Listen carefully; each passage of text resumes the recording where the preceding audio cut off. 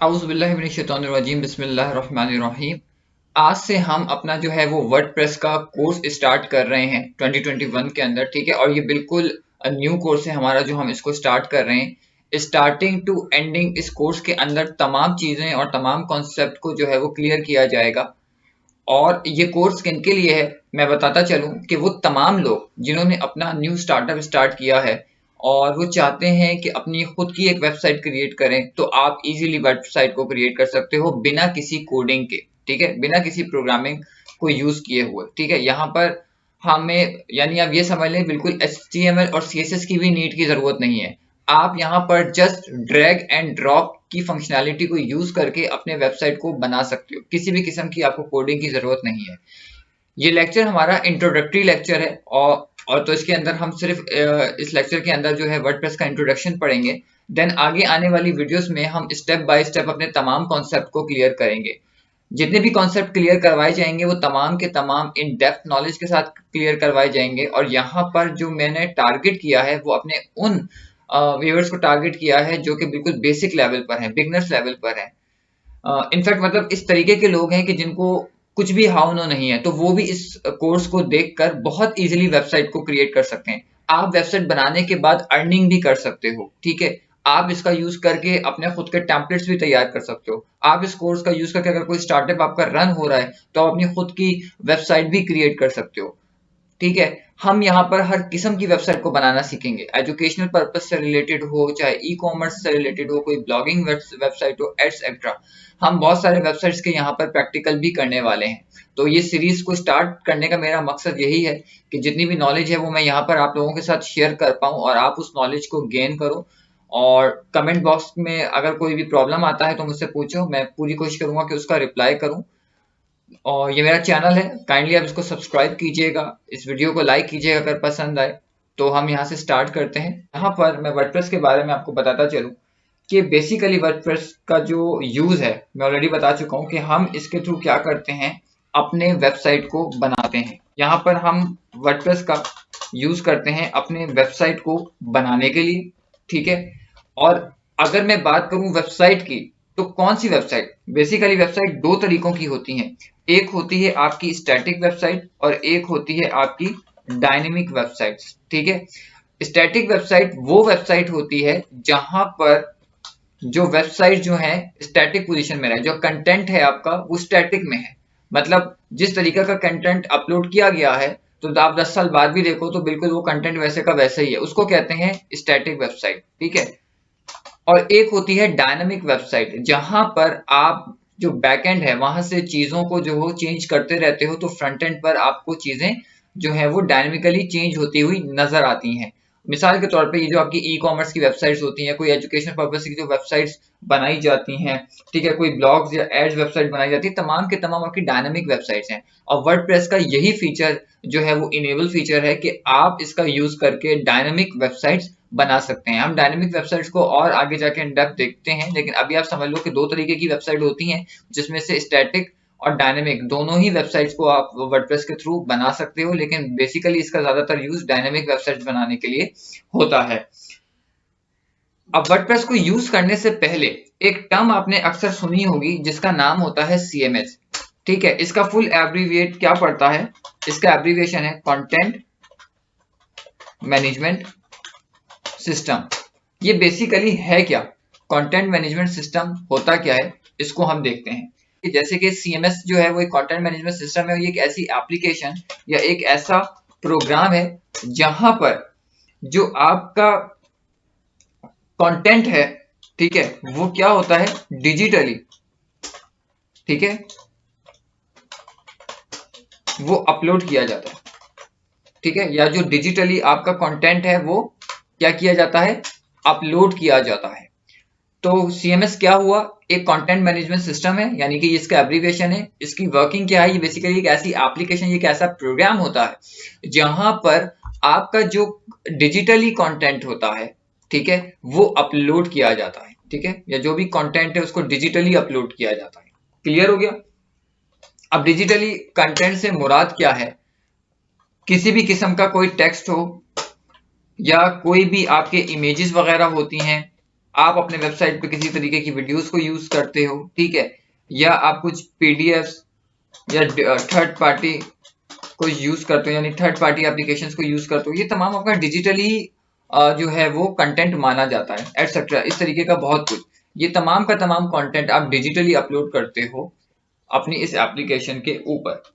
यहाँ पर जो वर्डप्रेस है बेसिकली वो एक पार्ट है आपके सीएमएस का, यानी सीएमएस के अंदर बहुत सारे पार्ट है, तो उसमें से एक पार्ट है आपका वर्डप्रेस, ठीक है। तो इसीलिए हमें सीएमएस को थोड़ा सा समझना जरूरी होता है। जो वर्किंग आप कर रहे होते हो वो वर्डप्रेस पे ही कर रहे होते हो, लेकिन वो जो फंक्शन अटैच होता है उसके साथ वो सीएमएस का ही हुआ होता है। क्लियर हो गया? तो यहाँ पर सीएमएस जो है वो वेब के कंटेंट को मैनेज करने का काम करता है। तो अगर आपको इसको बहुत आसान लैंग्वेज में समझना है तो आप इतना समझ लो कि जो भी सीएमएस है वो वेब के जो कंटेंट होता है, यानी वेब के कंटेंट से मुराद जो वेबसाइट पे रखा गया कंटेंट होता है, चाहे वो इमेजेस हो, वीडियोस हो, टेक्स्ट हो, एटसेट्रा, किसी भी तरीके का कंटेंट जो वेबसाइट पे रखा गया जाता है उसको कहा जाता है वेब का कंटेंट या वेब कंटेंट। तो सीएमएस आपके वेब कंटेंट को मैनेज करने के काम में आता है, यानी वेबसाइट के अंदर रखे गए कंटेंट को जितना जो भी मैनेज किया जाता है वो आप सीएमएस के थ्रू ही करते हो। तो जो भी डेटा वेबसाइट पर होता है वो तमाम का तमाम मैनेजेबल फॉर्म में होता है। अब खाली ये एक ही सीएमएस नहीं है वर्डप्रेस, और भी बहुत सारे जो है हमारे पास वर्डप्रेस के अलावा भी बहुत सारी जो है वो सीएमएस यूज होते हैं हमारी वेबसाइट क्रिएट करने के लिए, ठीक है। तो अभी हम ये बात करते हैं कि हम यहाँ पर खाली वर्डप्रेस ही को क्यों सीख रहे हैं, जब और सीएमएस है तो उनको क्यों नहीं यूज कर रहे। तो वहां पर हमें बेसिकली कुछ डिसएडवांटेजेस मिलते हैं, वो हम यहाँ पर इसको डिस्कस करते हैं। तो सबसे पहले मैं आपको बता दूं कि खाली ये एक ही सीएमएस नहीं है जिसे हम यूज कर रहे हैं, और कौन कौन से सीएमएस हमारे पास मिलते हैं। जैसे कि वर्डप्रेस को तो हम पढ़ ही रहे हैं, वर्डप्रेस के अलावा जो नेक्स्ट में आता है हमारे पास वो आता है जी जुमला, और थर्ड पार्ट नंबर पर आता है हमारे पास मैजेंटो। यहाँ पर ये टॉप 3 बेसिकली आपको जो है सीएमएस मिलते हैं, ठीक है। नंबर 1 पर आपके पास वर्डप्रेस आता है, नंबर 2 पर आपके पास जुमला आता है, और नंबर 3 पर आपके पास मैजेंटो आता है। खाली यही 3 नहीं है, ये टॉप 3 की मैंने लिस्ट निकाली है। अगर आप गूगल पे जाओगे और लिखोगे कि टॉप 10 सीएमएस, तो उसमें अगर आप देखोगे तो नंबर 1 पर आपको वर्डप्रेस ही मिलेगा। हो सकता है कि नीचे की नंबरिंग आपको आगे पीछे मिले, लेकिन जो नंबर 1 है वो वर्डप्रेस ही है। इसीलिए हमने यहाँ पर वर्डप्रेस को टारगेट किया है। ये इसमें बहुत सारे बेनिफिट्स हैं, ये इजी टू यूज है, ठीक है, इजी टू राइट है। राइट तो बेसिकली इसमें कुछ करना ही नहीं पड़ेगा, just and drag and drop के ऊपर ये वर्कआउट करता है। और इजी टू सी है, देखने में भी बहुत आसान है, इसकी फंक्शनैलिटी समझने में भी बहुत आसान है। अगर मैं बात करूं जुमला और मैजेंटो की, ठीक है, या दूसरे सीएमएस की भी बात करते हैं, मैंने उनको यहाँ पे नेम नहीं किया, अगर आप जाकर देखोगे तो आपको वहां पे मिल जाएंगे। बेसिकली ये होते क्या है, ये थोड़ा सा जो इनका प्रोसेस है वो टफ होता है, ठीक है, यानी जो इनकी वर्किंग है, जो बैक एंड पे प्रोसेस हो रहा होता है वो थोड़ा सा टफ होता है। और इन सीएमएस के अंदर हमें जरूरत पड़ती है थोड़े से कोड की भी, यानी कि थोड़ा सा आपको कोड आना चाहिए। कुछ जो है प्लगइन के लिए, थीम के लिए जब आप यूज कर रहे होते हो या किसी चीज की अटैचमेंट कर रहे होते हो, तो वहां पर हमें जरूरत पड़ती है कोड की। तो क्योंकि वहां पर एक जो है आपका कोड लग चुका है, और डेफिनेटली हमारा मकसद विदाउट कोड वेबसाइट बनाना है, तो इसलिए हम मैजेंटो, जुमला या ऐसे और बहुत सारे जो सीएमएस हैं उनको हम यूज नहीं करेंगे। हम वो चीज को यूज करेंगे जिसमें हमें कोड कुछ भी ना करना पड़े और हमारा जो वेबसाइट है वो बन जाए। तो यहाँ पर जो आपके पास वर्डप्रेस आता है, वर्डप्रेस में ये फैसिलिटी भी है आपके पास कि आप कोड कर सकते हो। मतलब अगर आपको वेबसाइट के अंदर और मजीद इन्हांसमेंट करनी है और अच्छा फीचर, कोई एक फीचर है जो कि उस थीम में नहीं है या प्लगइन के थ्रू आप नहीं लगा पा रहे हो, तो आप वो कोड के थ्रू भी लगा सकते हो। मतलब वर्डप्रेस के अंदर ऐसा फीचर भी है कि अगर आप कोड करना चाहो, अगर आपको कोडिंग आती है, बेसिकली तो ये उनको टारगेट किया गया है कि जिनको कोडिंग नहीं आती है, लेकिन अगर कोई कोडर भी है, कोई प्रोग्रामर भी है जिसको कोडिंग आती है, तो वो भी वर्डप्रेस का यूज कर सकता है। वो अपनी कोडिंग करके भी वर्डप्रेस की में बनाई गई वेबसाइट को और ज्यादा एनहांसमेंट के साथ जो है वो बना सकता है, ठीक है। अब आप वर्डप्रेस में किस किस टाइप की वेबसाइट बना सकते हो इसकी बात कर लेते हैं। यहां पर मैं आपको बताऊं, वर्डप्रेस में किसी भी टाइप की वेबसाइट को बनाया जा सकता है। अब किसी भी टाइप से मेरी मुराद क्या है, कोई भी ई कॉमर्स टाइप की वेबसाइट हो, कोई भी ब्लॉगिंग वेबसाइट हो, लैंडिंग पेजेस वगैरह हो, कोई एड्स की वेबसाइट हो, एजुकेशनल पर्पस से रिलेटेड कोई वेबसाइट हो, एटसेट्रा। ऐसी किसी भी टाइप की वेबसाइट को वर्डप्रेस में इजीली बनाया जा सकता है। और वर्डप्रेस क्या है? बेसिकली एक सीएमएस है, या ये कहना चाहिए कि सीएमएस का एक पार्ट है। सीएमएस क्या होता है मैंने ऑलरेडी बता दिया है कि जहां पर हम अपने वेब के कंटेंट को मैनेज करते हैं, मतलब जो डेटा मेरी वेबसाइट पे रखा गया होता है वो पूरा का पूरा मैनेजेबल होता है। तो वो जो मैनेजेबल होता है वो मैनेज करने का काम सीएमएस को जो है वो दिया गया है। ठीक है, सीएमएस को दिया गया, और सीएमएस के अंदर ही एक वर्डप्रेस एक पार्ट है उसका। तो ये जो हम वेबसाइट क्रिएट करते हैं वो हम वर्डप्रेस के अंदर करते हैं किसी भी टाइप की वेबसाइट को बनाने के लिए। तो उस वेबसाइट को बनाने के लिए जो डेटा होगा उसको मैनेज करने का काम सीएमएस के थ्रू होगा। तो इसलिए हम कहते हैं कि वर्डप्रेस एक सीएमएस है। और इसी तरीके से सीएमएस में जुमला भी आता है, मैजेंटो भी आता है। जब आप गूगल सर्च करोगे तो और बहुत सारे आपको जो है सीएमएस मिलेंगे, वो तमाम भी उनका पार्ट है। तो वर्डप्रेस और डिफरेंट सीएमएस में क्या फर्क है वो हमने यहाँ पर आपको बता दिया है। अगर मैं नेक्स्ट पॉइंट की तरफ चलूं तो वो पॉइंट हमारे पास अगेन वही आता है कि वर्डप्रेस के अंदर आपको बिना किसी कोड के पूरी की पूरी स्टार्ट टू एंड आप वेबसाइट बना सकते हो विदाउट कोडिंग। ठीक है, विदाउट कोडिंग आप पूरी की पूरी वेबसाइट बहुत ही आसानी से अपने वर्डप्रेस में स्टार्ट टू एंड जो है वो बना सकते हो। क्लियर हो गया? जो नेक्स्ट पॉइंट हमारे पास आता है वो आता है जी वर्डप्रेस। अब हम समझते हैं कि वर्डप्रेस क्या है। ऑलरेडी मैंने थोड़ा बहुत तो वर्डप्रेस के बारे में आपको बता ही दिया ऊपर, लेकिन अब हम थोड़ा और समझने की कोशिश करते हैं कि वर्डप्रेस क्या है। वर्डप्रेस का जो कोड है, मतलब जो जिस पर वर्डप्रेस बना हुआ है, वो एक ओपन सोर्स है। ठीक है, और साथ साथ वो क्या है? फ्री भी है। ओपन सोर्स है और फ्री है। बेसिकली जितने भी कोड ओपन सोर्सेज होते हैं वो तमाम के तमाम फ्री ही होते हैं। तो ये एक फ्री ओपन सोर्स पर बनाया गया हुआ हमारा है सीएमएस है।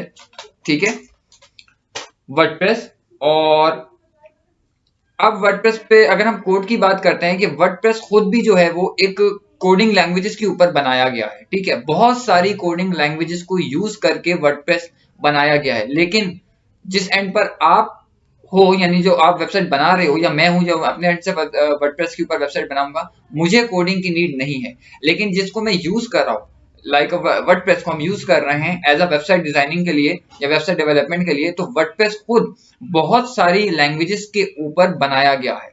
वो कौन कौन सी लैंग्वेजेस हैं उनको समझने से पहले हम तीन टर्म्स को देख लेते हैं। जो तीन टर्म्स हमारे पास आती हैं वो आती हैं बैकएंड, एक टर्म आता है हमारे पास फ्रंट एंड, और एक टर्म आती है हमारे पास डेटाबेस। अब ये क्या क्या है मैं आपको बता देता हूं। बैकएंड का मतलब वो लैंग्वेजेस जो अगर वर्डप्रेस मतलब इन तीनों को यूज कर रहा है ना, वर्डप्रेस का एक बैकएंड भी होगा, वर्डप्रेस का एक फ्रंट एंड भी होगा, वर्डप्रेस का एक डेटाबेस भी होगा। वर्डप्रेस के बैकएंड से मुराद हम जो वेबसाइट में चीजें बना रहे हैं, यानी कि इसके साथ कोई ना कोई सर्वर अटैच होगा, तो वो सर्वर को रन करने के लिए जो चीज होगी वो कहलाएगी बैकएंड।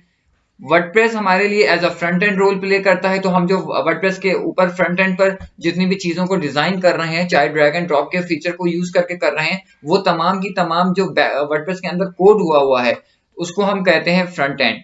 ठीक है, और तीसरी टर्म हमारे पास आती है डेटाबेस, यानी कि जब कोई क्लाइंट हमारे वेबसाइट को विजिट करता है और वहां पर वो कोई फॉर्म फिलअप करता है या अपनी कोई रजिस्ट्रेशन करवाता है, या अगर कोई सेलिंग वेबसाइट मैंने बनाई हुई है तो किसी प्रोडक्ट को वो परचेज करता है तो कुछ क्रेडिट कार्ड डिटेल्स होती है, तो इस तमाम चीजों के लिए वो डाटा कलेक्ट करने के लिए मुझे एक डेटाबेस की जरूरत पड़ती है। तो थर्ड टर्म हमारे पास आती है डेटाबेस। ये तीनों ही टर्म्स, या ये कहना चाहिए तीनों ही पार्ट मेरे वर्डप्रेस के साथ जो है वो कनेक्टेड हैं।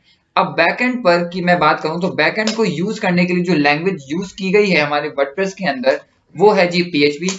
फ्रंट एंड यानी कि जो डिजाइनिंग मोड होता है, जो फ्रंट एंड यूजर या क्लाइंट को दिख रहा होता है जब वो यूआरएल बार में आपकी साइट को एंटर करेगा, तो वो जो फ्रंट एंड जो साइट उसको दिखाई देगी वो होता है फ्रंट एंड। तो फ्रंट एंड के लिए जो लैंग्वेजेस यूज की गई हैं वो है जी HTML, CSS, जावास्क्रिप्ट और jQuery वगैरह। ठीक है, और अगर बात करते हैं डेटाबेस, यानी कि जब वो क्लाइंट अपना डाटा मेरी वेबसाइट में एंटर करता है किसी भी पर्पस के लिहाज से, मैंने अभी आपको बताया है, कोई फॉर्म फिलअप करने के लिए या कोई रजिस्ट्रेशन फॉर्म देने के लिए, या कोई अगर वो प्रोडक्ट को सेल कर रहा है तो उस प्रोडक्ट को सेल करने के लिए अपनी कुछ डिटेल्स एंटर कर रहा है, तो हम एक फॉर्म जो है अपनी वेबसाइट में लगाते हैं जहां पर मेरा क्लाइंट आकर अपनी यानी उस क्लाइंट से रिलेटेड जो भी डाटा होता है उसको फीड करता है। तो उसके लिए जो लैंग्वेज यूज की गई है वो है जी MySQL।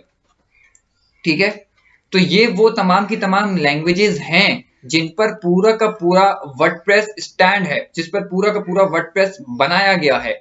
वर्डप्रेस इन तमाम लैंग्वेजेस पर बनाया गया है, जिसमें से हर लैंग्वेज वर्डप्रेस के एक अलग पार्ट को डिस्क्राइब कर रहा है या एक अलग अलग पार्ट को हैंडल कर रहा है। यानी कि वर्डप्रेस के बैकएंड को हैंडल करने के लिए, बैकएंड से मुराद यानी वर्डप्रेस पे बैकएंड पे जो सर्वर अटैच है उस सर्वर को रन करने के लिए जो यूज हो रहा है वो PHP है।